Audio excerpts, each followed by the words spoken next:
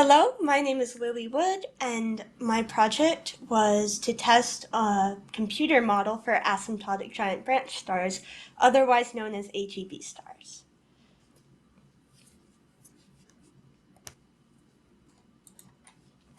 Right. So AGB stars are in the process of dying. They are very big, very bright, and not very hot.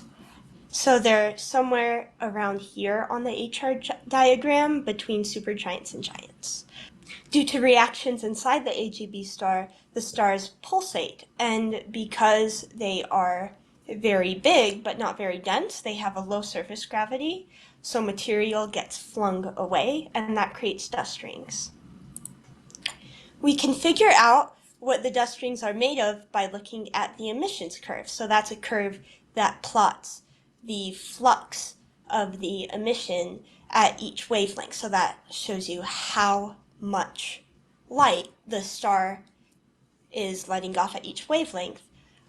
The dust, because every element will also emit at specific frequencies, will create a little peak in the emissions curve at the wavelength it emits at. In my project, I looked at silicate stars that have silicon-oxygen bonds, and those emit at 10 microns. So you see this little peak. So the main goal of my project was to test a differential equation-based model for stars that was created by a previous N3 student. This star model has been shown to be accurate when tested and compared with Dusty, a different program used for modeling stars. I was actually initially going to do a project using Dusty to model stars instead, but my computer couldn't run Fortran, so I had to use this one. So this project, what I'm doing is testing if this model can match observed emission spectra from telescopes for various silicate stars. So first what I had to do was identify stars that would be good candidates to use on this model. I wanted stars with low optical depths because that's what worked well when comparing the model to Dusty, and I wanted silicate stars to study as well. And I also needed stars to have their spectra data on file, so I got lists of all the stars in those individual categories and used MATLAB to run through them to find which stars fit all three. And then I went online and to the various databases and downloaded their data and graphed them. I did that for one star, and then after I understood how that worked, I used a different N3 student's Python code so that I wouldn't have to manually go and download all the data.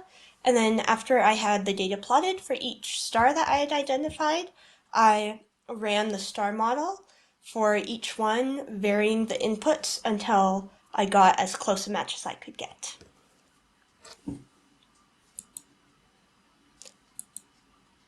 Alright, so these are my results. This is a graph for one of the stars.